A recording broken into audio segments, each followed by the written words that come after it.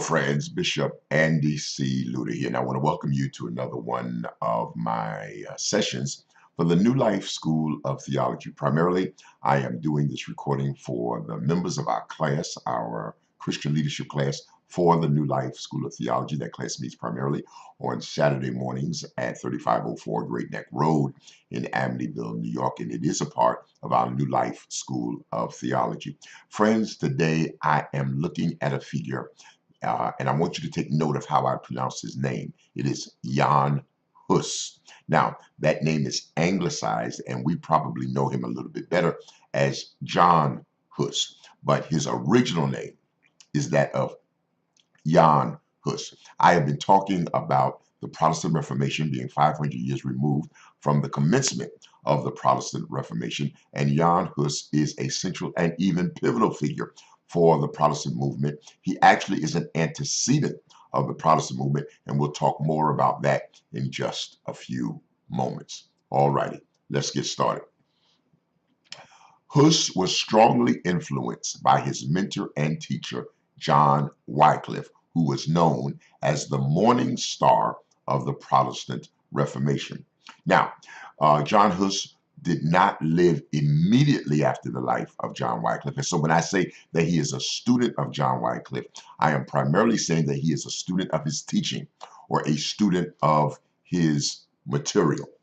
Now, there are three dates before I move on to his early ministerial career that I want you to be familiar with. The first is 1369, which was the year that John Hus was born.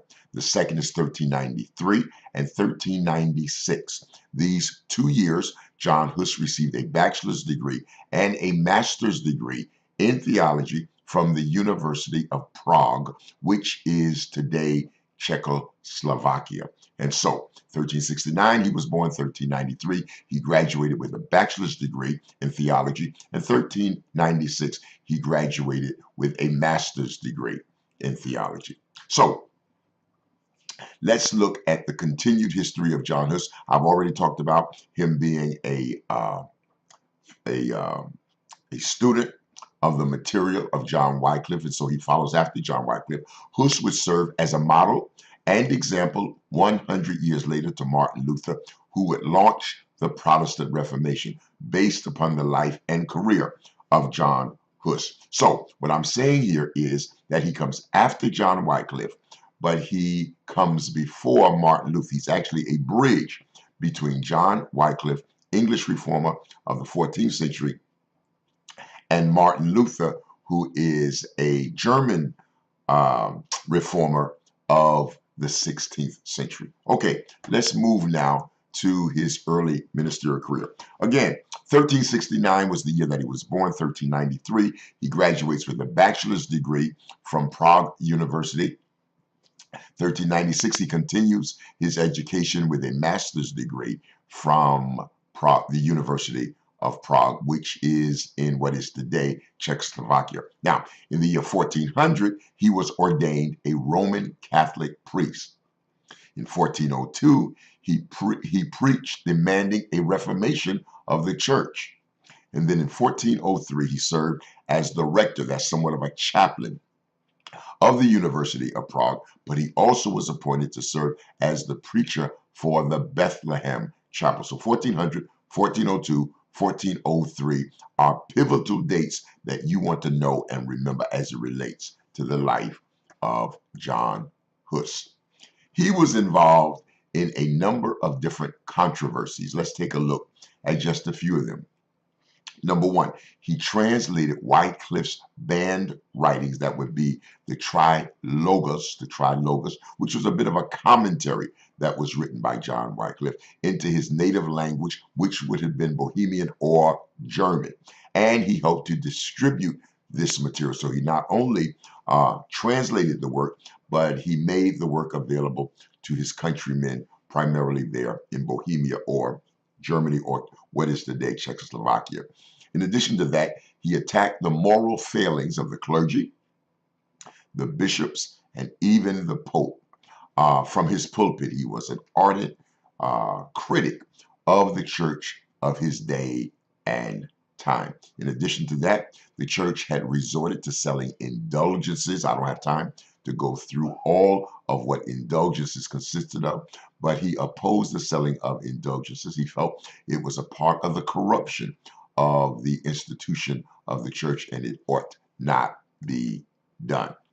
That's why in 1410, Huss ignored the papal bull against Wycliffe and continued to use and distribute the works of John Wycliffe, which resulted in Huss being excommunicated by Pope Alexander V. Now, just the word here, Alexander V was actually a compromised pope.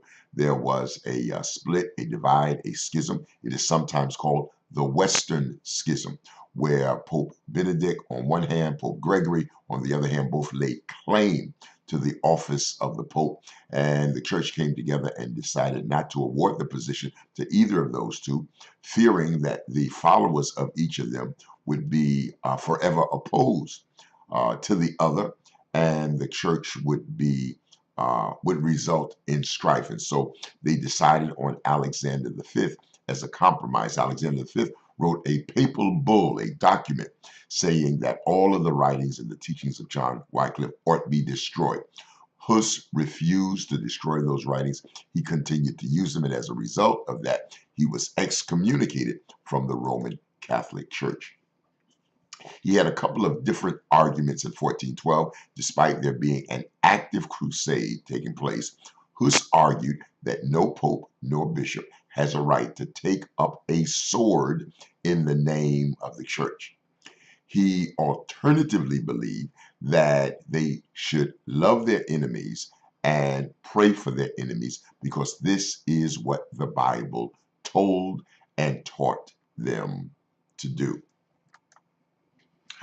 All right, I want to move now toward the close of John Huss's life. In 1415, he was tried twice, once in June, once in July, by three bishops who were dispatched by Pope John the 23rd. By this time, Alexander V had moved off the scene. He had been replaced by Pope John the 23rd, and Pope John the 23rd selected three bishops who would preside over the trial of John Huss.